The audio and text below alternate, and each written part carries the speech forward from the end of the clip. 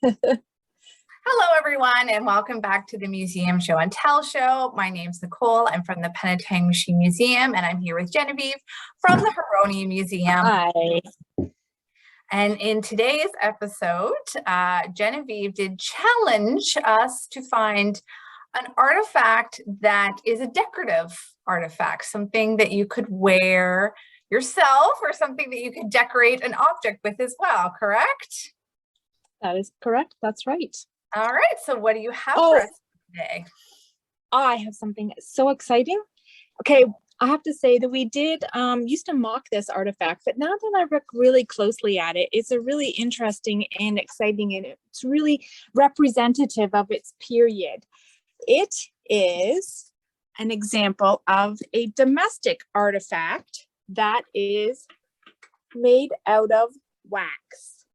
Oh, It's probably about maybe made about 1870, definitely Victorian, and it's difficult to see, but we've got a lyre, a lot of different sorts of flowers, different sorts of leaves, and this, I guess, beginning about the 19th century, you had a flourishing of the middle class, and that allowed leisure time to pursue artistic interests. So you get this idea of parlor arts, I guess you could call them, began to develop. So this is one of the examples of a parlor art. We've got a lot in the collection, like hair ornaments, that kind of thing. Wax modeling like this was not a new, and it wasn't a Victorian idea. This had been used, wax had been used for probably centuries. I know it was used in ancient Rome. It was used for making effigies. It was used for making medals, miniature portraits, and even scientific models. But it was, I guess, introduced into households, and it was generally associated with women. There were a lot of books and pamphlets that were published to teach women and girls how to create, especially in this case, naturalistic flowers from wax. And interestingly, they highlight the gentility and the respectability of wax modeling. One guide that was published in 1851, records it's an accomplishment at once royal and feminine, an elegant art that requires but the fairy touch of a delicate hand to fill each available place in the chamber or drawing room with the most perfect and beautiful imitations of the flower garden. Now, our example is just made out of white wax, but if you look online, you'll see dozens and dozens of examples that were much more naturalistic than ours. There's bouquets of flowers, there's wreaths, there's a lot of wax fruit, and you could buy kits of sheets of wax. It would come with powdered paints and brushes, sort of ready-made, and then you could shape the objects on your own. And they're really naturalistic. They're phenomenal. And what's really lucky for us, I mean, the Victorians get this sort of strange, I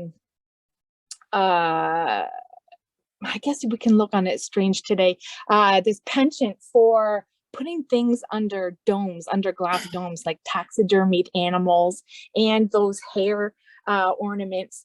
But luckily for us, those domes, whether they did this intentionally, but they did keep these objects clean and like safe from dust, safe from coal and wood smoke. And they also kept them away from prying fingers of possibly children. I can't imagine cleaning something like that.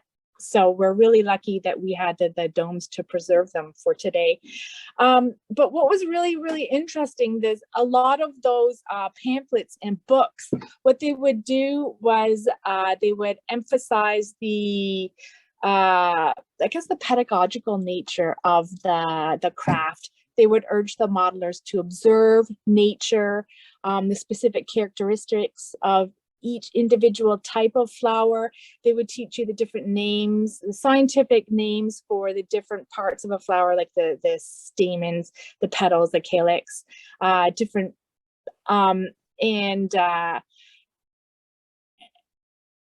so it really embodies the whole Victorian idea, I guess, of access and learning, and I guess gentility.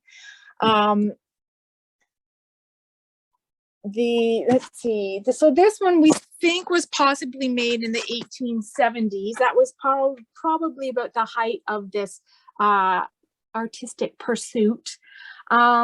Although by the late 1900s and certainly into the early 20th century, it was passé. And a lot of these things were relegated to basements or simply destroyed. But we're really lucky that this one was used in a house, we don't know whose house, somewhere in Simcoe County, and it sat on a piano. And that's probably why you've got that lyre, which was definitely a sort of neoclassical Victorian symbol for the arts, for the Greek muses, one of the 9 Greek muses. So this was a really popular symbol for, I guess, learnedness and culture and art in the home. So it's a really nice example. If you ever do come to the museum, it is in storage, but I'd be certainly glad to pull it out if anyone wants to have a closer look at the level of detail of our example. It's a really, really nice and interesting oddity. Neat. I'm sure you'd also go. be careful because of being made out of wax, just like the temperature of, you know, where it's stored and everything, right? Yeah. Well, I think there were a lot of different sort of a lot of different formulas. You could buy the kits, like I'd said, and depending on the company, there are a lot of secret formulas.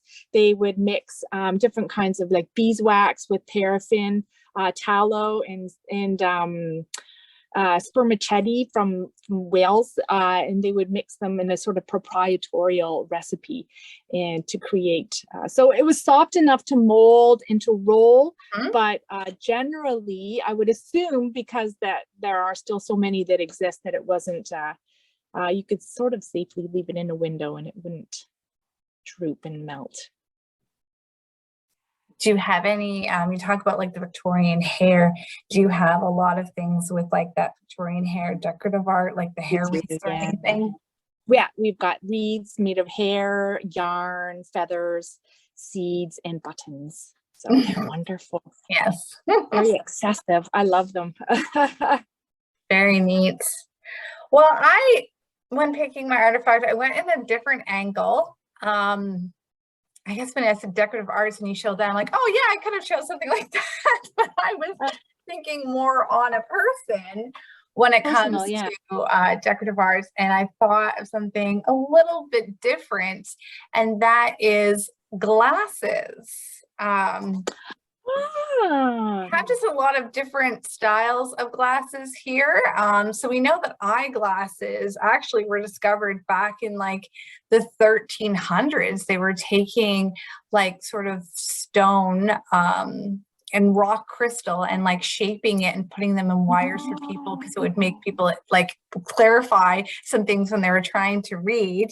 But by the 1800s, it's become much more, or late 1800s, it became quite, much more well known. And a lot of times your local jeweler was almost your optometrist in a way, and they would fit you for your glasses. And so I was sort of doing just a little research on some of the different ones that we have here, because a lot of our ones we talk about nowadays, I look at sunglasses and it's a way for you to express your artistic nature and the way that you, all kinds of different styles of frames you could pick from. But back in the late 1800s, there really wasn't that much choice, and we have so many that are this style, and they either have like a gold frame or a silver frame. And it's interesting because we know that this is after 1880 because these do wrap around your ear. Anything beforehand, it would have either just been straight, or they would have had like a hinge here and another section. So if you see any like that, you know it's older than around 1880. But this was very popular for many years, and it could fit anybody's, you know, because this was bendable. It could fit any size head, and small or large, and that's sort of like the classic style that we have. But we also have a couple other ones. This style here, which is called the pince-nez, which is French for pinch nose. And so it would sit right here on your nose, and then you would have this chain here that would fit over your ear. And this was, you know, there is the male kind as well, that would not probably, not all of them had this chain, and they would use this as a quick, you know, I guess if you're quickly reading something, you see these in a lot of the old Sherlock Holmes would have this sort of style here. And then we're getting into some that look a lot like, I don't know if you've seen like steampunk, you know, books now where they take, you know, the Victorian fashion and put it with sort of modern amenities, everything. But we have this style here. And this style was called a cinder frame. And it's because you would use these a lot of times on trains, because trains didn't have windows for the longest time. So they would be open carriages that you'd be sitting in. You'd be going at such a fast rate that you would get all this debris and everything just flying at you. And so you'd actually literally be wearing these to protect your eyes. They were almost like goggles. And because this is a later kind, the 1880s, at first it was just engineers that were wearing goggles, but by the 1880s people were purchasing these so when they were in a train they could save their eyes. And I know this is like kind of a look that you get when it comes to steampunk nowadays, but I didn't realize how dangerous it would be to like be in a train. And then these are kind of like my favorite, well, not my favorite, but ones I always were sort of interested in, because the case here says sun goggles, which is so funny because I'm like, oh, sun goggles, it's like our old fashioned, you know, sunglasses. And really it's like almost the exact same design as the original style that I had, except for this is a dark, you know, a dark piece of glass. And I wondered about this because I thought, you know, most people back, you know, in the late 1800s, they're going to be wearing hats. Hats was very much in fashion, outdoors, indoors, which would really cut the glare from the sun. But these were actually first introduced. They were actually help with medical conditions. They would have the sort of dark glass, and yeah, using them for the sun actually really didn't come into popularity until 1929. So this is actually, these are from 1930, and so that's right when they started to really advertise them as cutting the glare. And we know, when you think about it, the 20s is when we had the fashion with the ladies are all of a sudden cutting their hair, and you know, they're not wearing those wide brims, and same with the men, they're not as like in that big, you know, that strict Victorian fashion of what they had to wear. They had a little bit more you know, artistic, you know, flash with what they were wearing. And so then they started to introduce these to cut the glare. And also, I'm sure to look very fashionable too. They were a little different.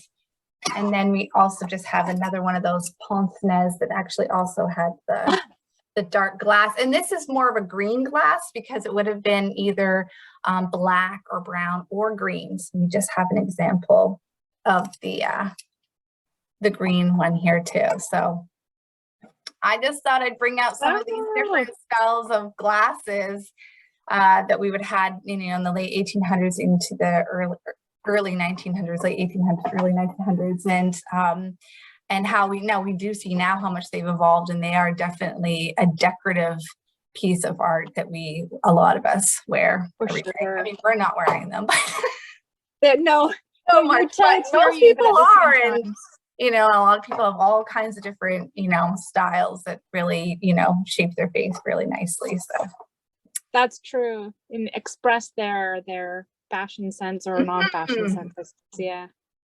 Yeah, even when I wore glasses when I was a kid, and even back then, there was really not a lot of choice for kids when it came to eyewear, and now it's almost overwhelming when you go and try to pick, some frames up. So yeah, so that was my artifact. It's kind of interesting going with a theme and coming up with different Yeah, the interpretation ideas. of it. So Yeah. we are coming up. We've got 2 more videos left, and then we're going to be taking a break. So I had to come up with a theme. We've done so many different themes in the past, and next week is, National Indigenous Day, and I know we've done, themes on that, and but I thought if we had something that was just pre-Confederation, because Canada is also coming up, so something in our collection from pre-Confederation, which would be probably Indigenous, but it doesn't have to be. That would be the theme for next week. Okay. All right. Yes. Okay, so I hope to see everybody again next week for our second last video. So bye for now. Bye.